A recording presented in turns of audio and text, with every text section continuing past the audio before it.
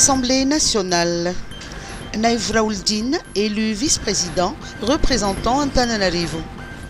Le député du 5e arrondissement, Naïf Raouldine, a été élu hier en tant que vice-président de l'Assemblée nationale représentant la province d'Antananarivo. Président de la commission aménagement du territoire et de gestion foncière de l'Assemblée nationale, il succède ainsi à Honoré Rasoul Zatovu, alias Papa Soulou, décédé récemment.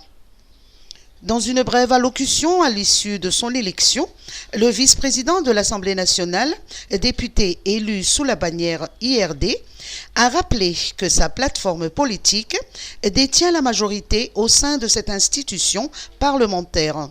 Par ailleurs, il a tenu à préciser, je cite, « Je n'ai jamais été un opportuniste ni un traître, puisque ce poste m'avait déjà été proposé lors du régime HVM, mais je l'avais décliné. »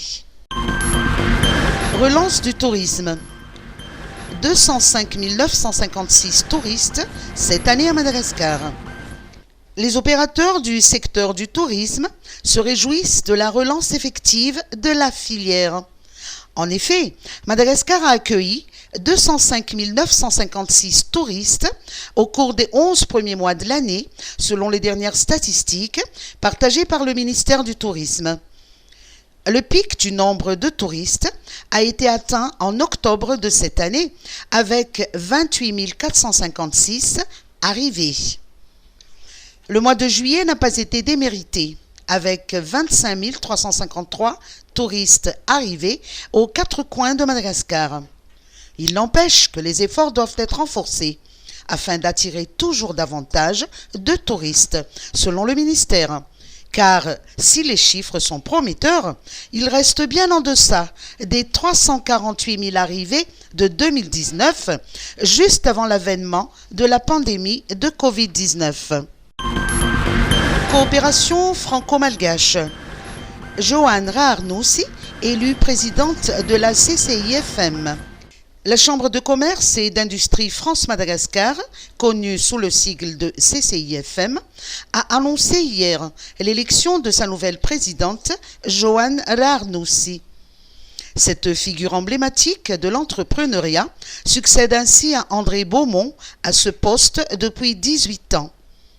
Cette nouvelle nomination témoigne de l'engagement continu de la CCIFM de consolider les relations économiques entre la France et Madagascar. Dans son allocution inaugurale, la nouvelle présidente s'est engagée à consolider la position de l'organisation en tant que moteur de la croissance économique. Son objectif est de soutenir activement les initiatives entrepreneuriales et de favoriser un environnement propice aux affaires. Donc restera donc vraiment être de consolider tout ce qui a déjà été réalisé sur la CCIFM depuis les 20 dernières années et également faire être, on va dire, dans la continuité avec un renforcement de cette passerelle économique entre Madagascar et les îles de l'océan Indien, donc les îles françaises également, et puis évidemment avec la France. Et un des points forts peut-être, c'est aussi retenir l'importance et la place de la diaspora malgache qui, on va dire, auront un intérêt beaucoup plus important pour justement orienter aussi leur action vers la CCIFM. Les dernières données révèlent une expansion notable des échanges entre Madagascar et la France, selon l'ambassadeur de France à Madagascar, son Excellence M. Arnaud Guillois. C'est notre souhait, mais pour aller dans le sens de ce que disaient les présidents à l'instant, un environnement économique, il se crée. Il faut renforcer l'état de droit, il faut lutter contre la corruption, il faut que les investisseurs privés se sentent à l'aise. Un investissement économique, il se fait dès lors que les conditions sont réunis.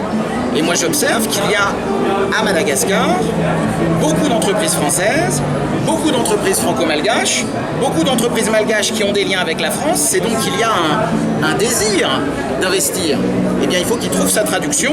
Et en tous les cas, nous sommes prêts à nous investir et à investir davantage à Madagascar, au bénéfice d'ailleurs de la croissance de nos deux populations. Et le volet de la diaspora que vous avez abordé est très important.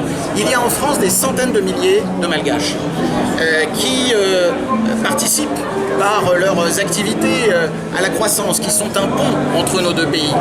Eh bien, il faut que la diaspora malgache en France, comme les Français à Madagascar, échangent davantage, parce qu'à la fin, ça fait des points de croissance en plus, et ça fait donc une richesse de nos populations qui augmente. C'est ça que nous voulons faire, et c'est le cœur du mandat de la CCIFN.